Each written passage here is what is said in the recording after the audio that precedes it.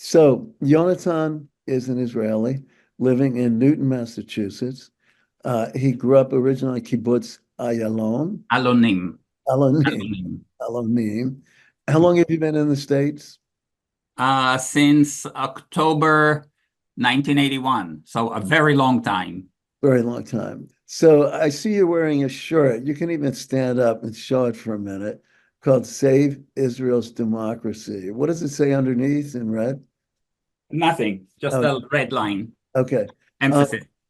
We'll say a little bit about that, and then we're going to talk about the situation right now. And I want you to describe the thing you told me about the IDF kind of going down the tubes or being, as you told me from a friend who talked to you about that. But Yeah. why don't you start with kind of an overview of how you feel things are in Israel now, of the government, of the opposition movement, those kind of things, Yeah. summarize it, and then talk about some specifics about where Israel seems to be headed. Um, where it's headed, God knows. About the IDF. This was an article I read recently about how the IDF solved the problem of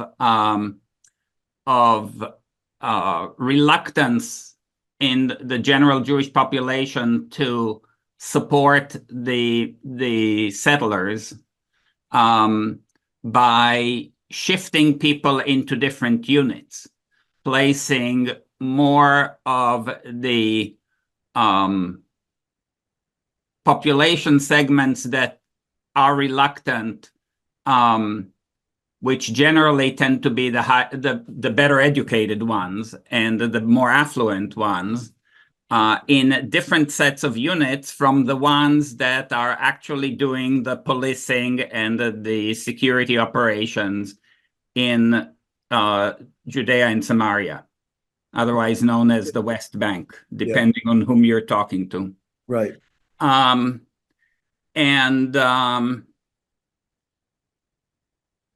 That is, to start with, that is a very bad move to have made, because it defeats one of the most successful aspects of military service in Israel, which was to mix everybody with everybody. Right.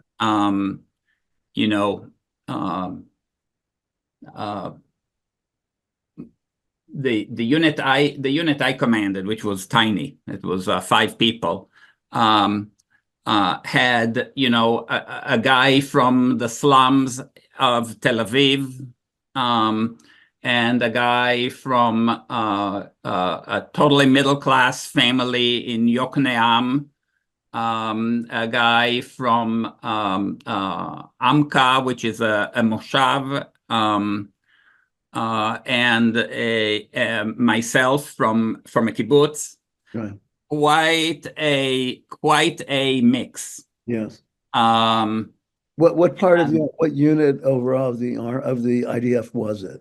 I was in Shirion, in armored. That's something that's very worrying, and it's something that partially explains what we are seeing in the West Bank, in Judea and Samaria, which is complete lawlessness in everything relating to the settlers. Yeah. And I'm not just talking about their pogrom in Havara. I'm also talking about burning a house here and a house there, uprooting trees and orchards. Just in general, significant lawlessness. Yeah, and they're operating with impunity. Right. By the IDF and also by the military police, I think, as well. Yes, the military police is one of the units that have been eroded in in this particular way. Yeah. And now you see the military police serving in Tel Aviv, pretty far from the border, in crowd control in demonstrations against the and that I witnessed myself. I joined my sister for a demonstration when I visited there in January and February. Yeah. And I was wondering what the military police was doing in the middle of Tel Aviv. Were those demonstrations, that wasn't about the judicial reform, which was before. These were these about the hostages, I imagine. Both, everything. It's pretty much the same segment of society. Yeah. That you have additional people demonstrating for the hostage negotiations. Right. Nothing is 100% overlap of the segments of population, but it's pretty much the opposition. And one thing about democracy is that opposition is granted rights in a democracy. Specifically, the opposition being the minority. Minorities are granted the rights of slowing things down. Yes. And this particular government has done everything it could and continues to try and do more and more to erode democracy, to have democracy in name only. It is very worrisome. It is a situation where, one of my sisters says, what I worry about is civil war.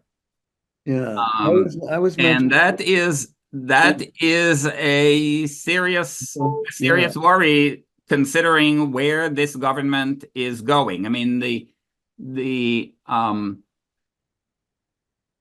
almost all of the communications, public communications, all the televisions, all the radio stations, everything has been coerced. Almost all the newspapers, Haaretz is sort of a holdout, but, Haaretz was always very much a middle of the road kind of a paper. So there is really no major communications channels for any opinions that are seriously against the government, opposed to the opinions of the government and its leaders. So Jonathan, how did that happen? How did that happen? Because Israel was always known for a vibrant and democratic press and media.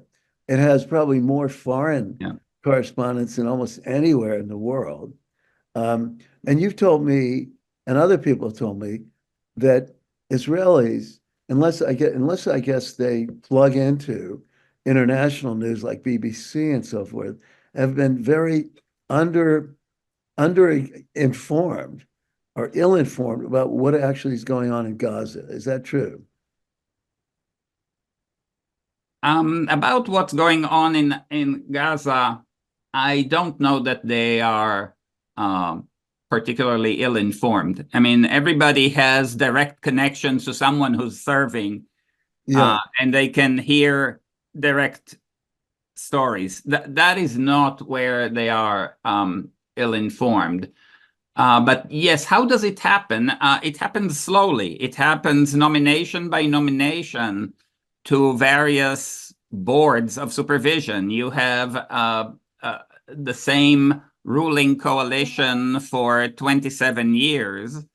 And the result is that 27 years worth of nominations are in effect. So all the television outlets are actually owned or managed in some way by the government. Or by allies of the government. Allies, surrogates, name it. You know, Israel, what's it called? There's this free rag paper that the Adelsons talking about people who live here in Newton, not just in Massachusetts, Yeah. have financed right wing, you know, and that's the most read newspaper in Israel. Really? So, Wow. so um, it is an example. Yeah, it's erosion through internal power plays like the nominations and external ones like the Adelsons, you know, using some of their billions to take over communications in Israel because the government didn't seem right-wing crazy enough to them. Right. Well, do you think do you agree with your sister that there could be a civil war? Could be. And what would that look like? Who would be against whom? What would the sides be, so to speak? What would line up? Uh, I I am not as I'm not as worried as my sister. Um, I am worried about the um, I am worried about the lack of communications between neighboring communities. You know, I stayed in my visit. I stayed in Sde Yaakov, which is a religious moshav in Emek Israel, Oh, yeah. and all their signs, you know, everywhere they had signs that said Am Yisrael Chai, Yeah. and Which means the people of Israel live. yeah, the nation of Israel Which lives. includes Jews all over the world. It's not Yeah. just Israeli citizens. Yeah. Yes, yes. But also, it's a particular message such as we shall overcome. Yeah. Yes. Yeah. Um, and you go to the next settlement over, and the signs all are talking about Memshelet HaMehdal, the government responsible for the failure, Uh-huh. right? Uh-huh. And in what way do they mean the failure? About the hostage rescue or what? About October 7th. That was, you know, Oh, the day before they moved a brigade over from the Gaza border to Judea and Samaria to protect their precious settlers, the day uh, before. to Wow. allow them to do more bad things and Yeah. leaving the Gaza border unprotected. Yeah. That is an example, just one out of many, many, many, over many, many years that Right. this particular government is totally responsible for, and has lost the support of the people for that reason. You know, like 70% of Israelis want to have elections Right. now, And but what's the how do you explain that? Um, because, for example, Netanyahu was came to a pretty high level in the military when he was in Sayeret Matkal. Is no, that that was his brother. no? It said when I was reading today, I thought so Uh, too. But it said today, I was reading in Wikipedia and so forth, that he was also a leader of a unit in that elite brigade.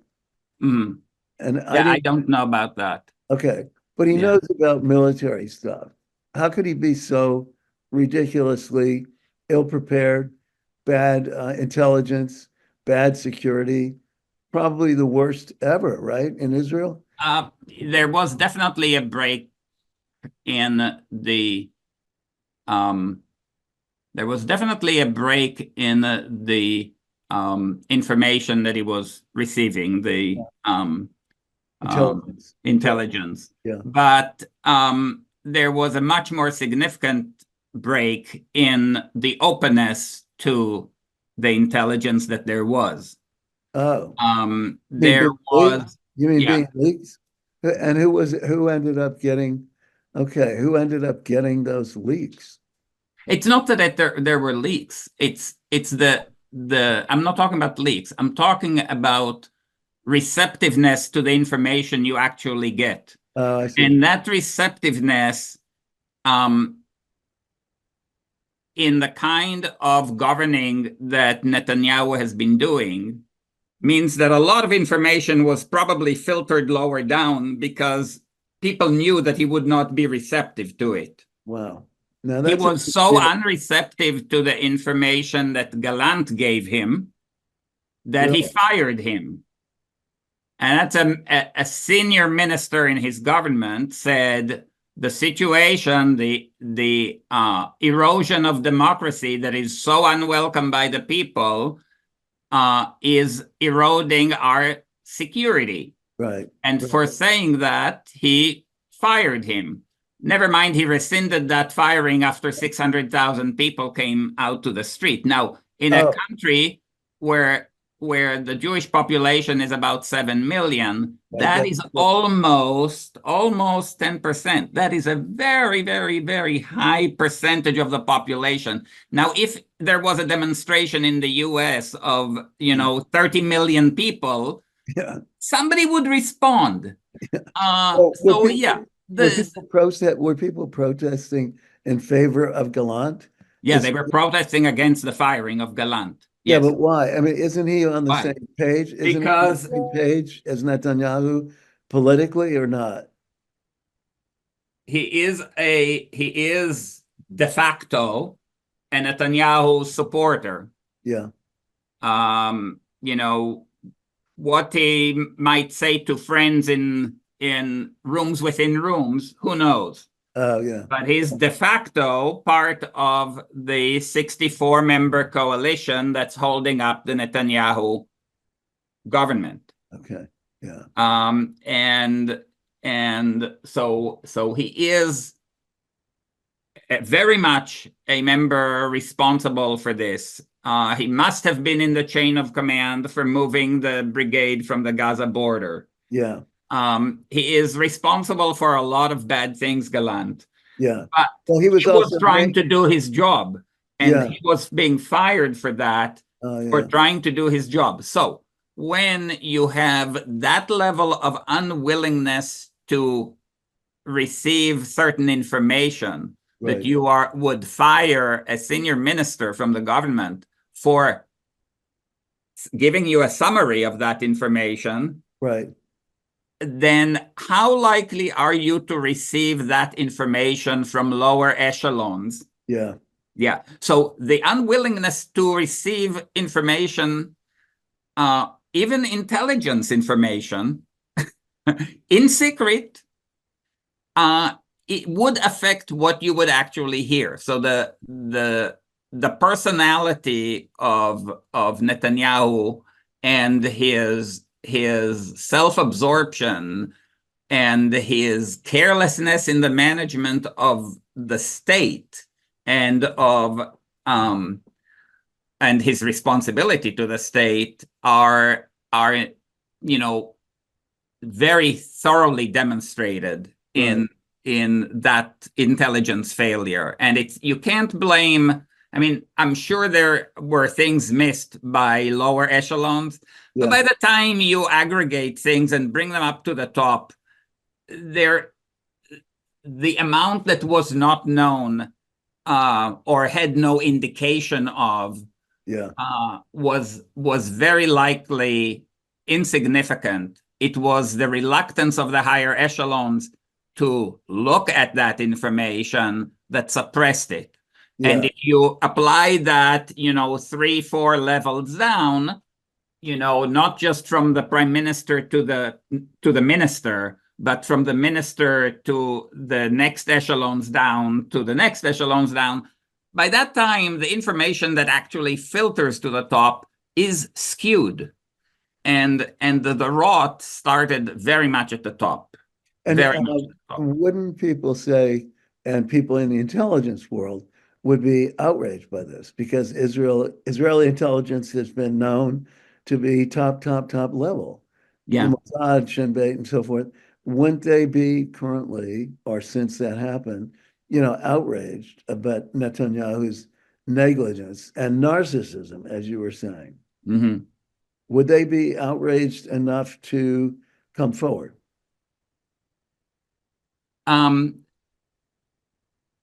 I assume that the answer is yes, once there is a Vadat Hakira, End of the war. Yeah, like typically it's a judicial led professional investigative commission. uh-huh. But Um, that won't happen until the war stops. Is that right? there is no reason why it wouldn't, except that this particular coalition does not want to have these things come out into the public. Yeah, of course.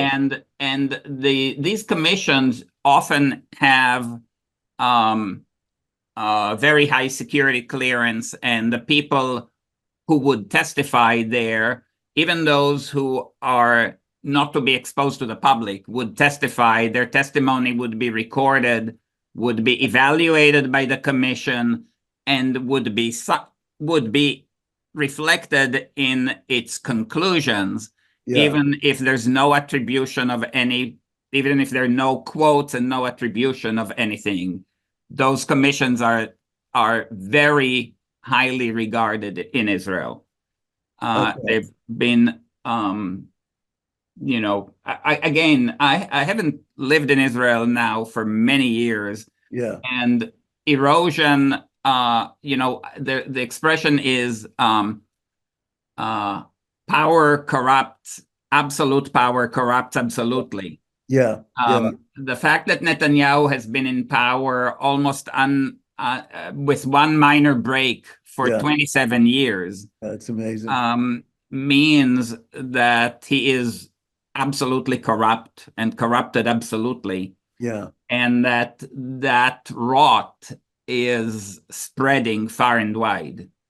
Well, The current coalition in the Knesset is has lost, all the polls show that it has lost very, very significant support. So if elections were called, as a coalition, they would be out of power. right. With very high likelihood that the Likud would be out of power as well. So none of the members of the coalition have an incentive to call it quits. Right. They are all implicated. They are all unpopular. They will stretch their time as much as possible, both in the hope that people will forget that they lost loved ones, Yeah. both in the hope that, their control of the propaganda, and I have no other way of knowing it rather than news sources, would have its effect over time. So they are not likely to fall unless individuals within that coalition find it hurtful to themselves. Right. And at the moment, you can think of it as a government of 64, because they're all in it. Yeah. They're all in it. All you have to do is change the minds of 4 individuals, and a lot will change. But even the religious parties, whom you would think would care about Jews and Judaism, Yeah. are not making any moves or any noise. Right. Not only did they lose a little bit of their core support, Yeah. but they have staked their financial future on upholding this crazy right-wing coalition, because these are the people who are beholden to them. Right. And almost everybody else in Israeli society, vast majorities, are viewing them very, very negatively, and would be very reluctant to share power with them or allow them to continue their sectarian behavior. I mean, well, especially they are so bad these days that my son Noah described them as the evil child from the Haggadah. Oh, yeah. They have taken themselves out of the Israeli and Jewish community. Yeah. They are doing their own thing. We're not involved. This is you have some corruption, shchitut. That's your problem. That's not within our ranks. No. Right. So they are really, to my view, I think that my son, hit the nail on the head with that. Yeah. That they are now so narrowly focused. Yeah. That they are not acknowledging that they themselves are bringing about milchemet achim, civil war. Yeah. The Hebrew is much more Yes. Much more strong. Much focused stronger. than civil war. It's not just that it's civil and it's among civilians. In Hebrew, it's among siblings. Oh, okay. Right? Achim. They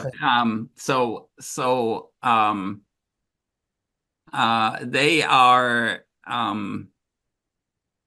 and yet, given the craziness of everybody else in the government, one can at least hope that they would repent.